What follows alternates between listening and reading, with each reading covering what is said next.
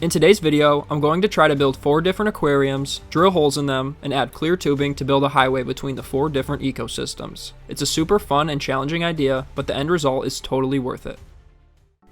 To start this build, I got 4 1.5 gallon cube aquariums, which I will somehow try my best to connect them all together with clear tubes to make one big 4 ecosystem in one highway aquarium.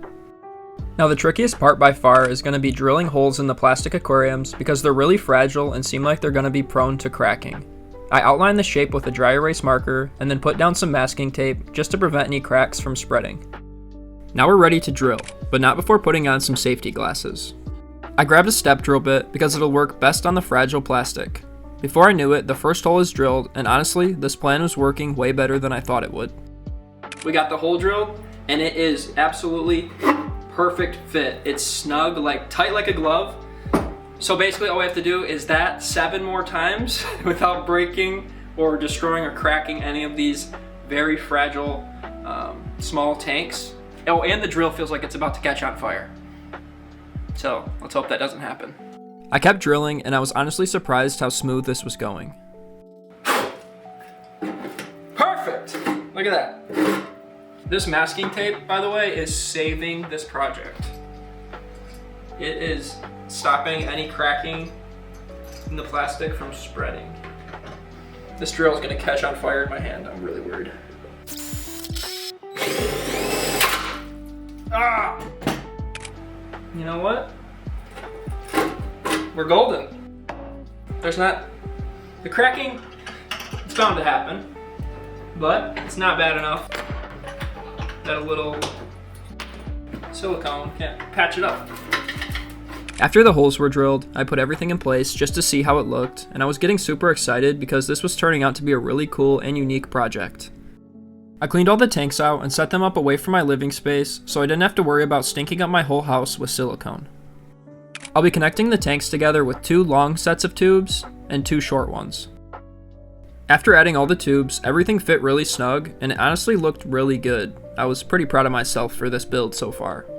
So it was time to grab our silicone and generously apply it to all the connection points on the inside and out, because if we have even one leak, the whole project could fall apart. Also, real quickly, if you're enjoying this video, please consider subscribing or sharing this video with a friend. It helps out the channel a lot. About a week later, I got the seals fully waterproofed, and now we're ready to get the tanks scaped. The plan is to give all 4 tanks a relatively different scape. The first tank, I plan to add a few gray rocks and black sand for a dark place the shrimp can hide out if they're feeling stressed. The second tank will be super simple, just sand and a little bit of moss, that's it. Tank 3 will be sand and a ton of plants. In my personal favorite, number 4, I'll add driftwood and a ton of floating plants so the shrimp can have lots of places to graze and hide. I started to fill tank number 1 with black sand, and once I got a good amount in there, I spread it around, and then I started to add in our Sirius stones, one by one, making sure not to cover any of the tunnels. Once that was all set, we hopped over to tank number 2. I started by adding in regular sand, about 1 or 2 inches deep, and then spread it around. I grabbed a handful of Vallisneria plants and put them in the tank as well. And for the final touch, my mom got me this custom-made sign to go in the tank. Feel free to give her a shout out in the comments for the awesome gift. For tank number 3, I'm going to keep it really plain. I'll just be adding sand for now. When the tanks are filled up, I'll add in a moss mat, but in the meantime, I don't want it to dry out. I'm sure by now you know what I'm going to say, but for tank number 4, I'll be adding in sand, spreading it around, and then taking this cool piece of driftwood and putting it in for the centerpiece. Once the tanks are filled up, I'll add a bunch of floating plants in this tank as well. Now that everything's all scaped, we're finally ready to fill the tanks. Usually I'm excited to fill a new tank with water, but for this one, I was less excited and more nervous. Part of me was expecting to see a leak in one of the connections.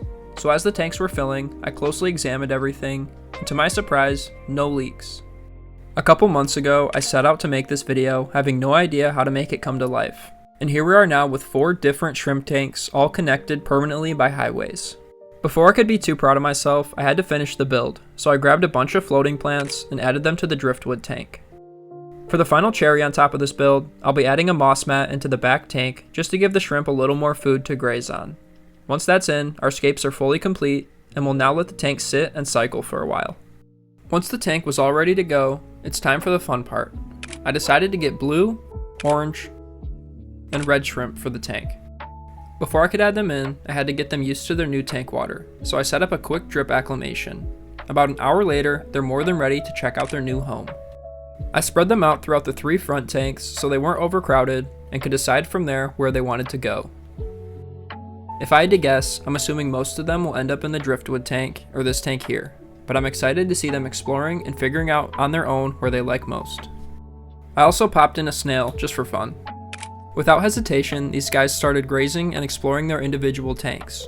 I don't think they realized that they had the ability to leave because it seemed like they were completely avoiding the tunnels. As I was filming, I saw this red shrimp, and I think he's gotta be my favorite because his colors are so bright and his pattern is really cool. But I'm curious what your guys' favorite color shrimp is. Comment down below if it's one of these 3 or even a different one that's not in this video.